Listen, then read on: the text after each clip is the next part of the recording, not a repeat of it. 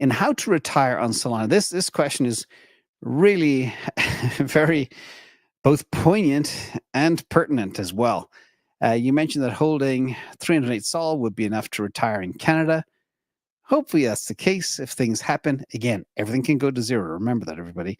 But in how to prepare for the bear, you advise selling at least 40% of holdings when a bear market hits. I currently hold 330 Sol. Should I sell 40% in chunks using the IA profit-taking model and then work on rebuilding my holdings to maintain at least 308 Sol in my portfolio? As you say, never go broke taking profits. So I'm all ears. This is brilliant. And this is also pertinent because we're going to show some things now that are very alarming.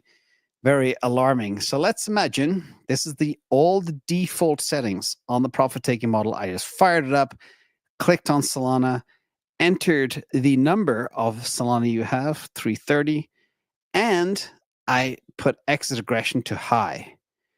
What's most profound about this is every single layer hit on the profit-taking model, all the way up to level 10. Boom, boom, boom, hit every single one. And I was, quite frankly, stunned about that. I thought that a few months ago, but I've completely forgot. Anyway, you always configure it by anchoring at the 200-day moving average, where the price goes through the 200-day, and we hit level 10, which is crazy. But it gets crazier too.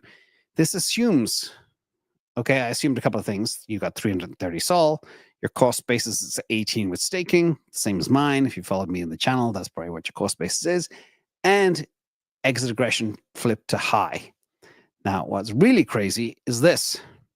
You would have sold $63,000 worth of Sol, about 320 so far. And here you see the layers where you took most profits.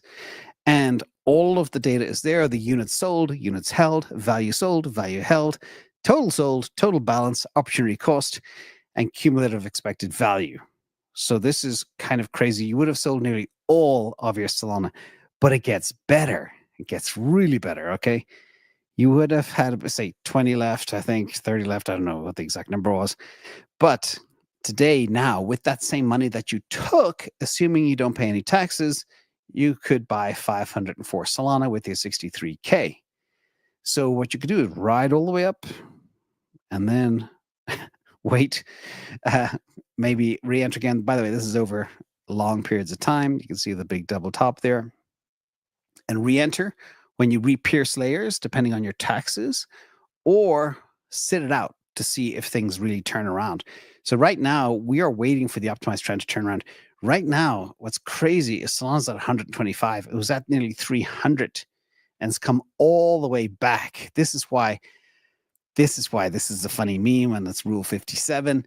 Welcome back, Diamond Hands. How was the moon?